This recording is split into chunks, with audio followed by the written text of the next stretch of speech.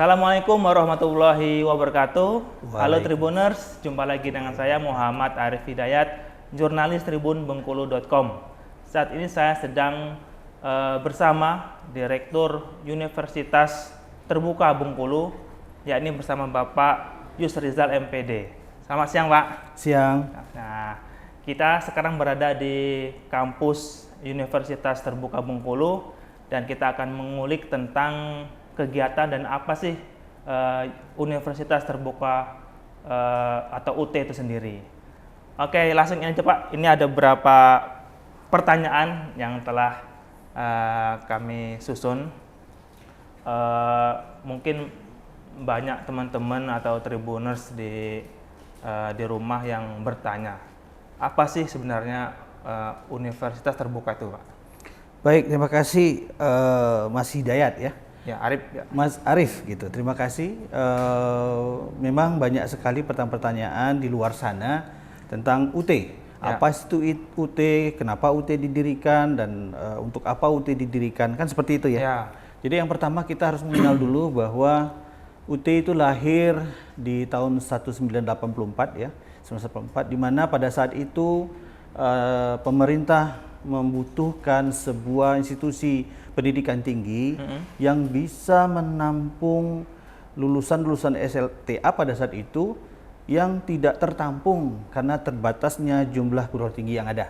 Tahun 84 ya, Pak? Iya, tahun 80-an itu kebutuhan peningkatan sumber daya manusia memang dibutuhkan ya. Akan tetapi pada saat itu memang tidak mencukupi bagi pemerintah untuk melakukan pemerataan. Untuk itulah UT hadir memberikan kesempatan kepada anak bangsa untuk menikmati pendidikan tinggi. Karena bisa jadi beberapa yang pingin kuliah, pingin menikmati pendidikan tinggi itu memiliki keterbatasan, bisa keterbatasan geografis, bisa keterbatasan waktu, bahkan mereka ada juga yang sudah bekerja. Akan tetapi karena pemerintah diwajibkan oleh undang-undang untuk memberikan kesempatan yang sama bagi masyarakatnya untuk menikmati pendidikan tinggi, disitulah UT hadir. Ya. Artinya pemerintah itu memang dari dulu udah mendesain, Pak ya? Artinya mendesain anak-anak yang berada di kota atau daerah yang belum punya kampus, betul, maka hadirlah UT itu, Pak ya? Betul. Nah, kan Pak ini udah rame soal pembelajaran daring atau online, Pak ya. Nah, sementara UT itu sudah lama menerapkan seperti, bahkan dulu sempat saya dengar dulu pakai modulnya dikirim lewat kantor pos atau kampusnya datang ke mahasiswanya. Betul. Artinya UT ini sudah menjadi pelopor atau gimana tuh, Pak? Ya. Baik, kalau begitu kita akan bicarakan dulu tentang sejarahnya. Perkembangan UT itu bagaimana. Sejak tahun 84, UT memang didirikan dengan falsafah sistem pendidikan tinggi jarak jauh. Kenapa jarak jauh? Karena ada keterbatasan waktu dan dimensi tempat yang membatasi antara pendidik adalah dosen dan mahasiswa sebagai yang terdidik. Nah, pengalaman berbicara tentang banyak hal, ternyata UT itu berkembang mulai dari sistem korespondensi melalui surat, melalui kantor pos, kemudian berkembang lagi menggunakan modul bahan ajar cetak dan non-cetak, kemudian masuk lagi menggunakan bahan bersistem komputer base, ya, kemudian naik lagi menjadi menggunakan mungkin dalam televisi ya, visual sudah masuk ya. Audio visual sudah masuk, kemudian sampai kepada saat ini kita sudah sampai kepada mobile learning. Artinya apa? Artinya UT itu tidak sekonyong-konyong kudir, ya, ujuk-ujuk lah istilah sekarang ini ya, bahwa langsung daring. Nah, perlu digarisbawahi di sini bahwa daring itu adalah bagian dari sistem pendidikan jarak jauh. Jadi sebenarnya pendidikan tinggi jarak jauh itu jangan disalah kaprahi. Salah di situ pengertiannya kalau jarak jauh itu sama dengan daring. Oh tidak. Jadi daring itu pengertiannya adalah dalam jaringan. Salah satunya yang dipakai oleh sistem pendidikan jarak jauh. Karena tadi ada dimensi waktu dan dimensi ruang. Nah, karena kalau dengan daring semua itu bisa di istilahnya itu bisa diselesaikan. Tetapi ada juga yang memang hanya keterbatasan waktu saja, tapi ruang tidak. Jadi dia bisa sesekali datang. Nah itu kita lakukan dalam bentuk luring juga. Tapi frekuensinya juga tidak sama. Kemudian ada juga yang mungkin waktunya ada, tapi dia tidak berada di tempat yang sama. Jadi kita gunakan prosesnya itu offline juga ada. Nah kemudian ada juga nanti istilahnya itu sinkronus dan asinkronus. Artinya sinkronus itu live. Seperti misalnya ada wawancara langsung itu live kan, tapi ada juga dia diberikan ruang belajar virtual di mana ada fleksibilitas di sana. Nah jadi memang UT tidak mendadak online karena adanya perubahan-perubahan semenjak munculnya disruption ya. Industri 4.0 sampai sekarang 5.0, ditambah lagi dengan perkembangan dampak dari pandemi sehingga membuat kita harus menjaga jarak, social distance dan lain-lain sebagainya. UT mungkin satu-satunya universitas yang sudah siap karena memang kita sudah memandang jarak itu sebagai matter of bisnisnya di situ gitu. Jadi betul. Karena kita sudah siap di situ, alhamdulillah sampai sekarang perkembangan kita sudah cukup bagus ya dalam hal ini untuk itu. Nah kalau kita lihat statistik itu Pak ya, artinya masih banyak teman-teman yang berada di daerah terpencil ataupun daerah-daerah tertentu yang belum mengenyam pendidikan di perguruan tinggi. Nah tanggapan Bapak terus peran serta dari UT sendiri seperti apa Pak? Baik, disitulah kami melihat banyaknya ada blank spot ya. Di mana keterjangkauan perguruan tinggi tatap muka yang agak sulit ya menjangkau daerah-daerah pelosok ya itu tadi karena keterbatasan geografis, juga keterbatasan ekonomis juga bisa terjadi. Artinya di luar sana di masing-masing kecamatan, kabupaten itu banyak anak bangsa yang pingin kuliah. Nah, disitulah kita hadir. Dengan sistem pendidikan jarak jauh ini, semua hambatan dan tantangan itu insya Allah teratasi. Karena apa? Mereka bisa belajar tidak harus meninggalkan tempat tinggal, tempat kerja, dan lain-lain. Bisa sambil bekerja Pak ya? Bisa sambil bekerja. Justru disitulah kita mengakomodir kebutuhan-kebutuhan meningkatkan pendidikan ya dengan biaya yang terjangkau dan lain-lain sebagainya gitu. Lalu kalau boleh saya tanya tentang ke dasar lagi Pak, fungsi UT sendiri apa sih Pak? Baik, kalau dulu misalnya kita belum tahu tentang pandemi COVID gitu ya, orang akan menganggap bahwa UT ini sebelah mata awalnya gitu ya. Tapi setelah munculnya pandemi COVID, justru di situ masyarakat membutuhkan sebuah sistem pendidikan yang bisa menanggulangi berbagai macam masalah. Misalnya masalah dari protokol kesehatan yang harus diikuti. Nah itu. Jadi fungsi kita sih sebenarnya memberikan edukasi kepada masyarakat bagaimana sih pendidikan tinggi jarak jauh yang sebenarnya atau bagaimana secara umumnya itu bagaimana pendidikan jarak jauh gitu. Tidak selama ini yang kita lihat beberapa keluhan dari orang tua murid ya yang gimana menjalankan kemarin proses PJJ-nya selama meledaknya COVID itu yang repot malah orang tuanya bukan muridnya gitu. Nah, tapi di UT tidak, karena apa? UT sudah memiliki learning management system di mana sudah mengatur proses pembelajar jarak jauhnya. Itu. Jadi ada tahapan yang memang sudah dijalani dan sudah dibuat sama UT sendiri dengan sistem manajemen belajarnya yang membutuhkan waktu yang cukup panjang dalam mengelola itu dan tidak bisa on the spot gitu langsung ya.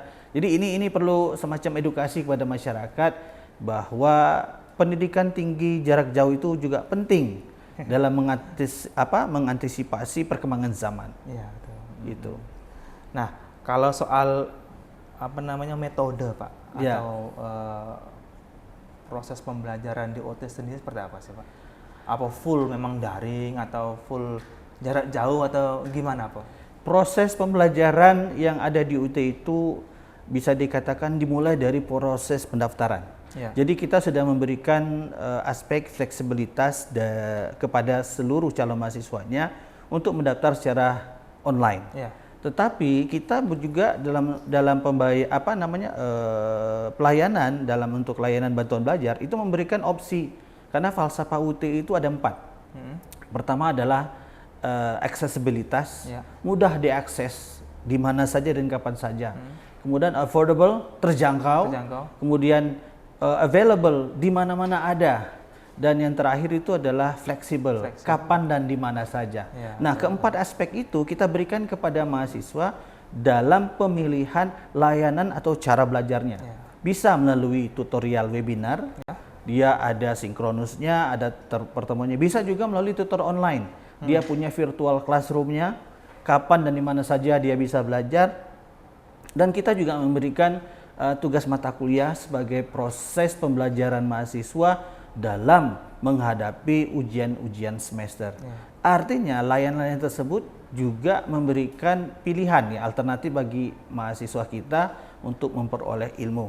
Selain itu, UT juga memberikan tambahan kepada mereka juga berupa misalnya latihan-latihan mandiri, kemudian ada coursework juga, ada Suaka UT. Nah, dalam Suaka UT ini mereka dilengkapi dengan ruang baca virtual, bahan ajar digital, dan lain sebagainya, penunjang kegiatan mereka. Bahkan selama COVID kemarin, ruang baca virtual UT atau yang lebih dikenal dengan RBV itu bisa kita buka untuk mahasiswa dari universitas lain. Jadi kita berikan kesempatan mahasiswa lain itu untuk memanfaatkan modul-modul UT. Karena apa? Mungkin mereka belum siap untuk itu. Karena mungkin mereka selama ini kan hanya tergantung dengan bahan ajar cetak. Selama pandemi berlangsung, bagaimana mereka dalam mengakses itu? Akhirnya kami bolehkan, kami share gitu ya kepada perguruan tinggi yang ada di Indonesia ini untuk bisa baik dosen maupun mahasiswanya itu untuk mengakses bahan-bahan ajar UT. Itu merupakan salah satu bentuk kepedulian UT terhadap kondisi masyarakat pada saat dampak COVID kemarin. Artinya dengan 4 kemudahan tadi Pak ya? Betul. Artinya mahasiswa itu tetap belajar dengan sungguh-sungguh Pak ya? Iya. Iya betul. Betul. Tugas yang diberikan tetap kompetitif, tiap minggunya ada Pak ya? Betul. Bahkan itu baru belajarnya Mas. Ya. Mas Arif, ada juga nanti pada proses pengelolaan evaluasi hasil belajar. Jadi kalau sudah di awal sudah registrasi mandiri, kemudian belajarnya kita berikan berbagai macam kemudahan-kemudahan dan variasi dan alternatif. Ketika ujian juga demikian, kita punya 3 jenis ujian. Bisa ujian take home exam, jadi THE. Kemudian bisa ujiannya tatap muka langsung, ada ujian UTM-nya. Dan ada juga yang melalui ujian berbasis web secara online berdasarkan daerah tempat. Artinya ini UT memberikan keleluasaan bagi mahasiswanya untuk mengikuti pembelajaran mulai dari proses pendaftaran sampai ujian akhir tuh secara fleksibel. Ya. Sekarang ini sudah ada sistem proctoring yang sekarang ini digunakan oleh mahasiswa UT yang ada di luar negeri. Jadi mahasiswa UT ada di 42 negara seluruh Indonesia itu, mereka melakukan ujian dalam dengan sistem proctoring. Artinya hanya menggunakan device. Kemudian di dalam device tersebut ada aplikasi yang harus mereka ikuti dan mereka menjawab soal itu berdasarkan itu tadi soal-soal yang ada di device itu. Dan di situ nanti ada deteksi wajah, deteksi gerak, deteksi apapun gitu ya, yang membuat mereka yang betul-betul harus konsisten dalam mengerjakan ujian. Artinya apa? Memang dijaga secara kualitasnya, hasilnya itu tidak bisa menggunakan orang lain, apalagi kan itu akan dicek berdasarkan kameranya. Nah, dengan demikian tidak ada lagi masalah ketika orang mau kuliah di UT, dia di mana-mana bisa.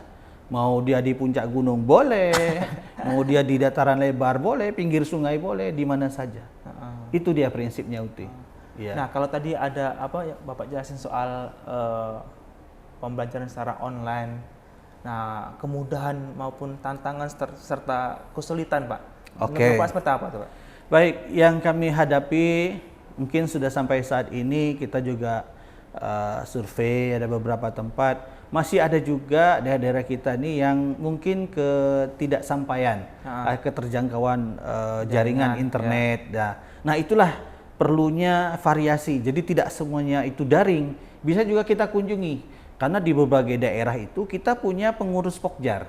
Nah, dari pengurus Pokjar ini sebagai perpanjang tangan kita, itu memberikan layanan juga kepada mereka. Jadi yang tidak bisa terjangkau dengan jaringan internet, kita bisa lakukan secara tatap muka, yaitu dengan luring ya. Dan itu pun memang melalui prosedur juga otomatis ya.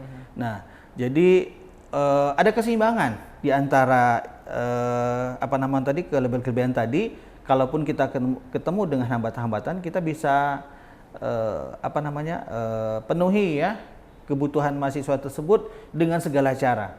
Ya itu tadi, bisa kita datangi, bisa kita siapkan sentra-sentra layanan UT di beberapa daerah untuk mereka. Jadi mereka nggak perlu datang jauh-jauh ke Bengkulu, karena di beberapa daerah, terutama di beberapa Pokjar itu kita punya 23 Pokjar seluruh Provinsi Bengkulu, dari Muko-Muko sampai ke Kawur, dari Lebong, Curup, Kepayang, ya. Semuanya ada. Jadi mahasiswa kalau ada merasa kesulitan dalam jaringan bisa menemui para pengurus Pokjar atau sentra-sentra layanan UT. Terus itu. Apa cara untuk mengkoordinir atau berkoordinasi dengan UT pusat dengan UT-UT yang daerah seperti apa itu, Pak? Ya, kita selalu, karena kita networkingnya sangat bagus. Jadi setiap tahun kita melakukan rapat tinjauan manajemen. Kita melakukan rakornas seluruh UT seluruh Indonesia.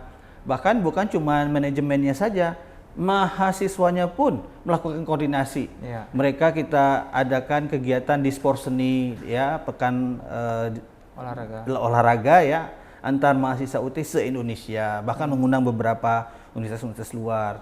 Jadi secara internal juga kita mempererat juga gitu ya. Kemudian kita juga dalam menggunakan jaringan juga menggunakan jalur-jalur komunikasi ya, baik menggunakan email, dan saat ini kita sudah menggunakan panutan gitu ya. Jadi panutan itu sistem kepegawaian di mana tersentra data-datanya, baik absensi, keuangan dan lain itu sudah tersentra. Jadi secara manajerial kita memang sudah diatur sedemikian rupa menggunakan basis manajemen yang sudah diadakan di UT. Gitu. Nah, kalau UT di Bengkulu sendiri sih, Pak, bedanya dengan kampus lain apa sih, Pak? Atau mungkin nilai plus? Gitu. Nilai plusnya begini ya. Kalau di kampus lain otoritasnya itu biasanya terpusat pada dosen, pada pengajar lah ya sistem. Kalau di UT tidak, otoritasnya itu tergantung kepada mahasiswa itu sendiri. Kapan dia mau inisiasi belajar, siapa yang mau motivasinya, kemudian apa yang harus mereka kerjakan, tugas seperti apa yang mereka inginkan. Fleksibilitasnya sudah sangat tinggi. Sehingga mahasiswa itu diharapkan tidak lagi ada keterpaksaan buat belajar.